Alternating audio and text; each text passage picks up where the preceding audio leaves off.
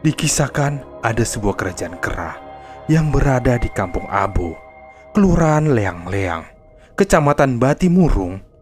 Kerajaan itu dipimpin oleh raja yang bernama Toakala atau I Marang Kondang. Raja ini digambarkan sebagai sosok kera yang tinggi besar, berbulu putih, dan pintar dalam berbicara layaknya manusia. Ia tak sengaja melihat sosok seorang wanita yang sangat cantik mandi di danau itu. Wanita itu cantik rupanya. Sosok seorang putri dari kerajaan Patiro yang bernama Idisudain. Halo kawan-kawanku, sobat frekuensi fobia. Terima kasih sudah ngeklik video ini. Bang Nando di sini akan membawakan lagi kisah horor, kisah mistis ataupun supranatural, baik legenda-legenda yang ada di Nusantara maupun yang ada di luar negeri. Kawan-kawanku, sobat-sobat frekuensi fobia, dukung terus channel ini dengan cara subscribe, like, dan komennya agar aku semakin semangat buat kontennya. Untuk menyingkat waktu kalian, kita langsung masuk saja ke videonya.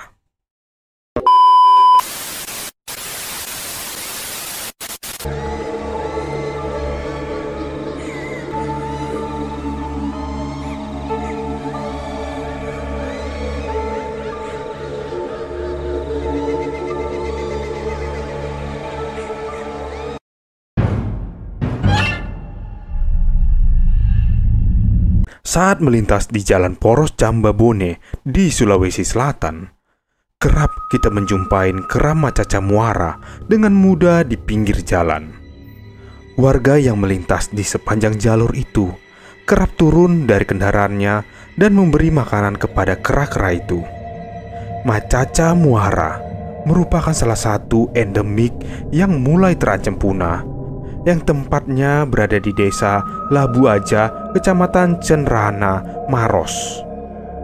Kera yang tidak memiliki ekor ini memiliki sedikit kecerdasan dibanding monyet, lantaran otaknya jauh lebih kompleks. Kera yang dalam bahasa lokal disebut dare itu punya legenda yang sampai saat ini masih dikisahkan oleh sebagian warga. Walau banyak versi, cerita itu memiliki banyak pesan moral, bahkan mitos yang tetap diyakini hingga saat ini. Dikisahkan ada sebuah kerajaan kera yang berada di Kampung Abo, Kelurahan Leang-Leang, Kecamatan Batimurung.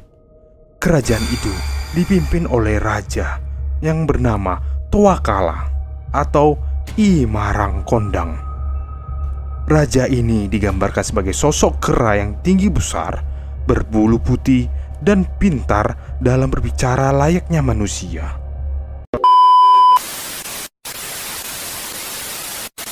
Di Kampung Abo itu, ada beberapa reruntuhan batu yang diyakini sebagai peninggalan kerajaan Toakala.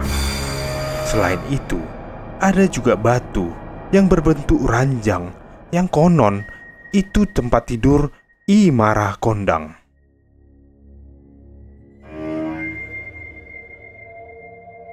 Toakala yang sangat senang berburu pada suatu hari berangkat ke hutan mencari rusa.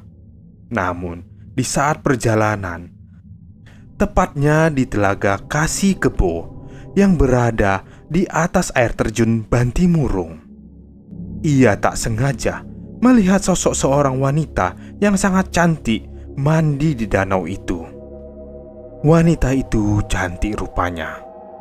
Sosok seorang putri dari kerajaan Patiro yang bernama Idisudain.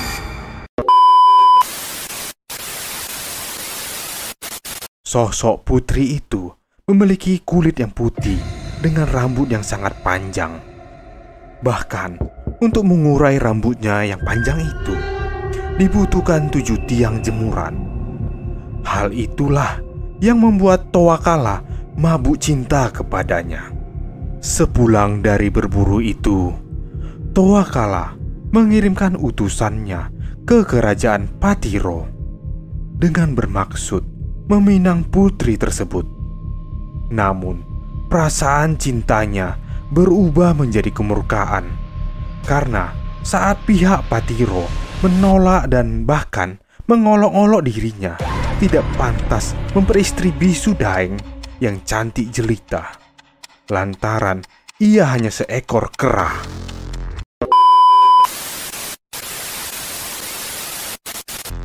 Lantaran karena dihina hingga dia marah, ia pun akhirnya menculik bisu Daeng dari kerajaannya. Namun, tidak berselang lama, bisu Daeng diselamatkan oleh seekor ular sanca besar dan membawanya pulang ke Patiro. Toakala pun kembali murka dan memerintahkan seluruh pasukannya dan rakyat-rakyatnya untuk bersiap menyerang kerajaan Patiro. Nama Patiro itu adalah satu dusun di desa Labu Aja.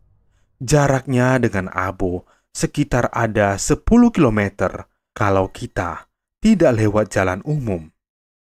Di dusun Patiro itu juga ada beberapa reruntuhan batu-batuan yang diyakini adalah bekas dari kerajaan. Selain itu, ada batu seperti ular melilit. Konon, itu adalah ular sanca yang menyelamatkan sang putri. Mendapat kabar akan diserang, nyali dari Raja Patiro pun ciut dan mengatur siasat jahat. Ia mengutus panglimanya untuk bertemu dengan Raja Toakala. Ia berpesan agar Toakala datang untuk melamar secara baik-baik dengan syarat seluruh rakyatnya harus ikut tanpa terkecuali. Karena cintanya kepada bisu Daeng, amarah Toakala pun luluh dan mengiyakan permintaan itu. Ia pun mengerahkan seluruh rakyatnya dan pasukannya datang ke Patiro untuk melamar gadis pujaannya. Sebelumnya, Raja Patiro sudah menyiapkan sebuah ruangan besar yang terbuat dari jerami yang direkatkan dengan getah pinus.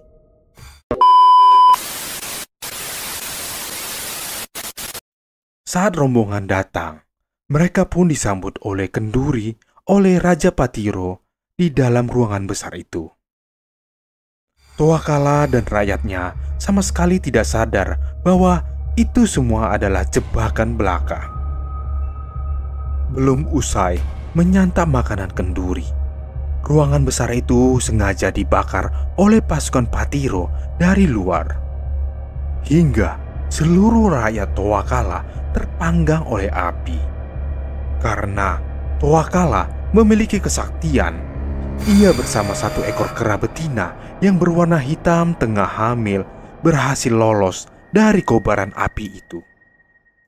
Sembari lari masuk ke hutan, kera hitam yang lolos itu menyekakan api yang membakar hangus ekor dan pantatnya. Kera itulah kemudian beranak pinak menjadi Macaca Muara. Sedangkan Toakala yang telah marah sekaligus merasa bersalah memilih untuk mengasingkan diri dari kelompoknya. Kalau dalam cerita ini, itulah penyebab Macaca Muara tidak memiliki ekor dan pantatnya tidak berbulu. Dikisahkan, Toakala akhirnya menyepi ke dalam gua. Nah, makanya ada nama gua yang di Bantimurung itu namanya adalah Gua Toakala. Konon, tempat itu adalah tempat bertapanya. Setelah peristiwa kemalangan itu, bisu Daeng diliputi rasa bersalah. Ia menganggap kecantikannya menjadi malapetaka besar. Ia pun mengutuk seluruh keturunannya tidak lagi berwajah cantik seperti dirinya. Kutukan inilah yang menjadi mitos di dusun Patiro. Jika ada wanita yang terlahir cantik, ia tidak akan berumur panjang. Selesai.